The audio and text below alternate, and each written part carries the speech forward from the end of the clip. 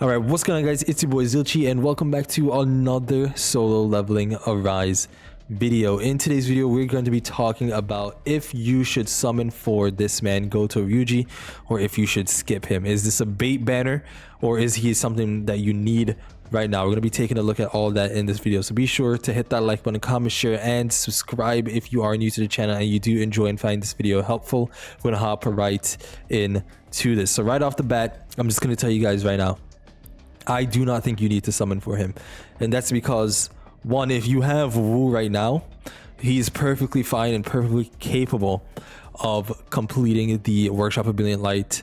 Baron, I don't know how many times I have to say his name wrong. Baron, you don't need him right now to clear this. However, this guy is a lot better than Wu. Like, he's so much better. He's probably the best breaker in the game in terms of how fast he's breaking everything. He also does very good damage, right? Like, he's comparable to Mirai, who is the main DPS dealer of the Wind team, right? So overall, he's a very good unit, like very good. I do not think you guys need to summon for him though. I'll tell you guys why. Simply, the first one being, like I said, you don't need him for the Workshop of Brilliant Light, which is the only thing that you would use him for right now because there's no content in the game for you to use him for. Second reason being, one of his effects actually does affect the Wind team a lot, specifically their main damage dealer, Mirai. And we'll take a look at that real quick.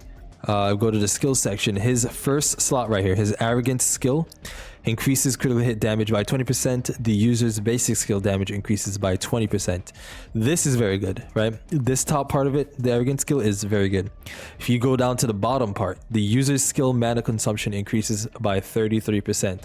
You're asking, oh, why is that so bad? Let's go up a little bit more, right? The Arrogance effect, it has it on all Wind team members. If you guys know, Mirai needs high MP in order to do her max potential in terms of her damage, right? So this is just not good for her at all because you're going to be using your MP like crazy. 33% consumption is ridiculous. So he's like a double-edged sword, right? Like, this top skill, very good, very good.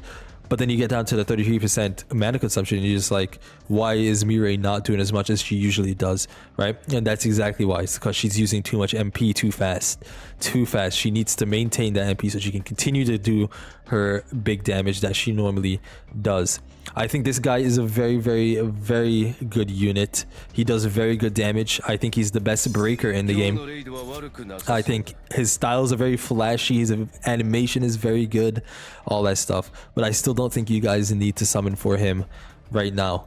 If you have Wu, even if you have this guy right here, you're completely fine with Workshop of Brilliant Light until he gets added to the custom banner.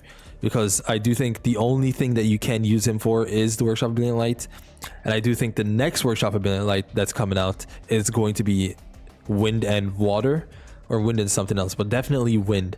So that's probably the only reason why I would say to summon, but by the time you have to summon, he's probably going to be in this section right here, the custom ticket, right? So he's probably going to be added there, and then you guys could probably get him from there, probably get him A5, because I think A5 is definitely his sweet spot. That's another reason why I do not suggest you guys summon for him now. It's because he's a unit that you definitely need to get to A4, A5, because those buffs that he gets is absolutely ridiculous at those spots. So should you summon?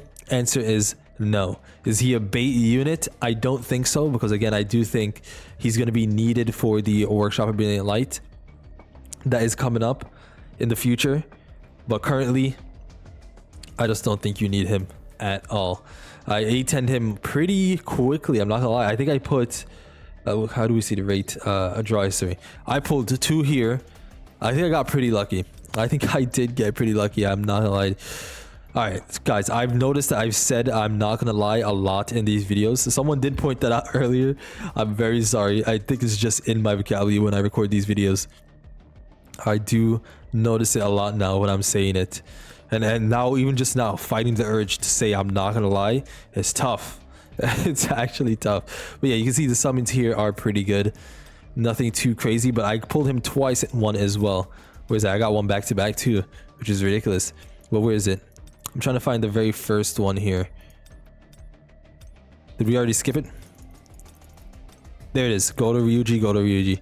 So yeah, we got pretty lucky in terms of our summon luck in this section here.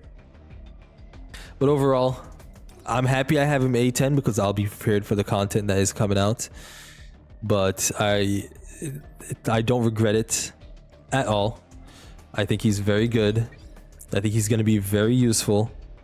It's just right now there's just nothing for you to use him for. So yeah, I don't think you guys should summon for him. And I also don't think he's a bait unit. If you do summon for him, there's nothing wrong with the fact that you summon for him, because again, you're definitely going to need him. But right now, if you can't summon for him, don't stress. He's not necessary. Your win team is perfectly fine. If you need to clear Baron, you can use that team that you currently have with Wu, Mireille, and Han Semi, and you could clear that easily, right?